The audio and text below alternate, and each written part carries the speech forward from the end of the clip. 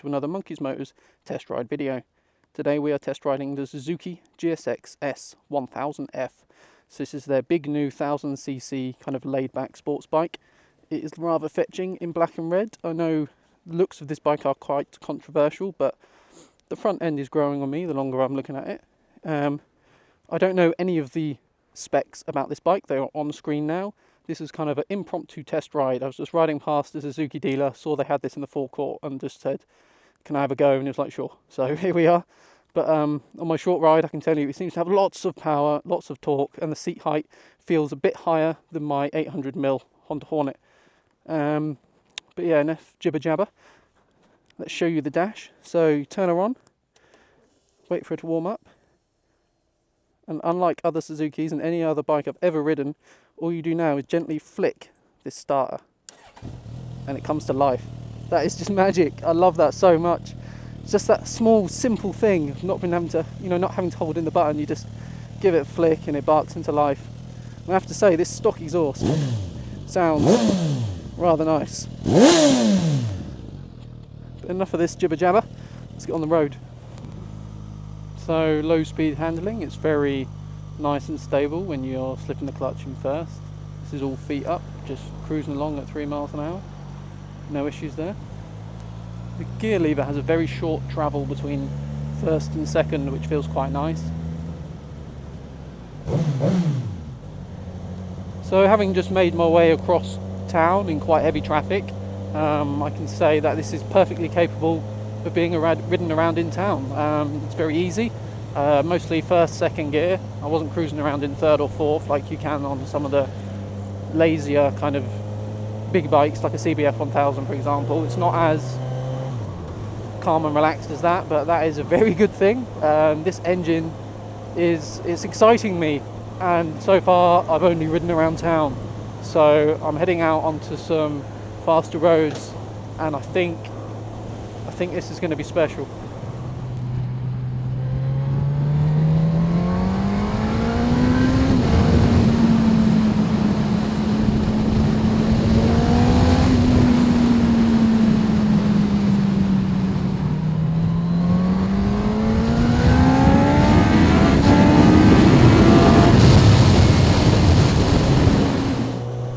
My God, this thing is a beast. It is so... this has got some serious power. And it's seriously good fun. And I just ate a leaf.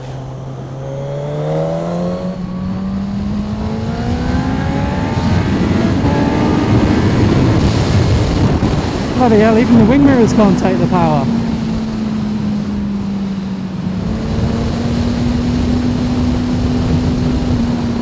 Fucking hell, mate. Stay on your side of the road, please. I mean, what was that about? I'm just gonna straddle the white line so I can see round this bus on a blind bend. Oh, what a bellend. Well, I've just got from Canterbury to Ashford rather quick. Some quite nice fun roads, as I'm sure you'll have seen a few clips of. But yeah, what I've learned about the bike is the seat position's quite nice. You're quite upright, but not bolt upright, so you've got a nice clear view of the road. Nice, the bars feel quite wide, feels quite easy to make the bike change direction. Your feet feel quite high off the ground, similar to what I felt on the Speed Triple, which kind of gives you good confidence in the ground clearance. We've also learned that the bike is ridiculously fast. It just pulls and it fucks right off. This is a seriously quick machine. It's got traction control, which I've currently got set to number 2 out of 3, including the ability to be able to turn it off. But I've not had any sign of that kicking in yet, and I'm hoping to not ever kick that in. I'll be taking it easy, but having a great time.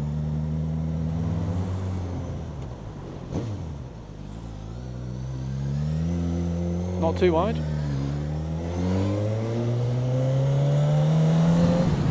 So this is quite interesting to note. Having recently rid the CBF 1000, I can say that the CBF 1000 will pull harder and faster in 6th gear from 60 up. It's got a lot more low down torque, and obviously it's a bit higher in its power band, the CBF, because that only revs to about 8,000-9,000, whereas this all looks like it goes to 11.5. So top gear, roll on, that initial say 60 to 80, 60 to 90, I find the CBF 1000 quicker. But if I want to go quickly from 60 to 90 on this, I'll still be in third, maybe even second. So different bikes, they're geared differently, they're meant to be ridden differently, and obviously this is kind of geared towards the more spirited rider.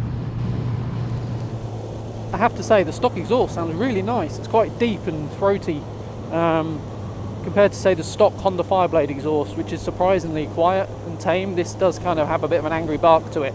Obviously it needs an aftermarket exhaust to sound proper mean, but surprisingly good for a stock exhaust. Not speed triple good, but better than the Blade. So the brakes, they really do work. You know, it will bring you to a stop, but it's the actual lever itself. You kind of, it doesn't have much feel, and it travels a surprising distance as you're pulling it in. But you know, the bike comes to a stop all of a sudden, but you never really feel the resistance in the lever itself, so you don't really know what's going on. I guess it'll take a little while to adjust, and you'll just learn to trust it. But yeah, it just feels a bit spongy. So that brings us to the end of the Suzuki GSX-S1000F test ride. Bloody drift camera, battery has died. Not sure at what point during the test ride that's come out, so I'm now standing here holding my GoPro like a strange man in a car park. But I have to say, this bike was really good fun. It was a seriously good machine. Engine amazing, the brakes feel a bit funny, but after a while I think you'll get used to it, or some aftermarket levers might be able to sort that out. The clutch was way too heavy to me. After an hour I'm absolutely knackered. I couldn't ride it anymore even if I wanted to. My left hand just can't take the burn anymore. That stock exhaust, as you've heard, sounds amazing. It's surprising. It's like one of the best stock exhausts I've heard. It's on par with the Speed Triple. Probably won't even need replacing, but if you do, my god, that's going to sound amazing. Comfort wise, I was a bit, you know, my bum is a bit sore. Don't think I could ride it for much longer. So yeah, comparing this to say the Kawasaki Z1000S, I would say that the Kawasaki is a more comfortable ride, but it's also a bit more tame. This feels a bit more aggressive, got a lot more power. I'm not sure what they compare like on paper, but just riding it, like just on, you know, say you're doing about 30 miles an hour and you just start to bring on the throttle in second, it does kind of snatch. It's quite, you know, it's not overly aggressive, but it's not, you know, it lets you know that you're about to go forward quite quickly. It does kind of grab you and you go off. It's not as smooth as some of the other big 1000cc non-sports bikes, but it's seriously quick. Yeah, it was picking up the front wheel in second, which is always fun. And that was something the Kawasaki never did. The looks are going to be the main kind of deciding factor on this bike, I think. They are a bit funny. Again, you've got the issue with the dual headlights that obviously you've always got one on, one off, so it looks like you've got a black eye. And that face is kind of, I don't know, it's almost like a bird, isn't it? It's growing on me. The more I'm looking at it, the better it's getting, but it doesn't exactly scream gorgeous, does it? But the black and red does look nice. From every other angle, the bike is beautiful, but yeah. So thanks for watching this Munkeh's Motors test ride video. Let's hope I haven't lost too much footage with the old dead battery. It's my fault for trying to do 2 test rides in one day, I guess. But yeah, feel free to like and subscribe if you want to see more content, and if you're, you know, don't have a YouTube account but want to keep track of what I'm up to, you can follow me on Twitter or like on Facebook and keep up to date with new videos. Thanks for watching, and I'll see you next time.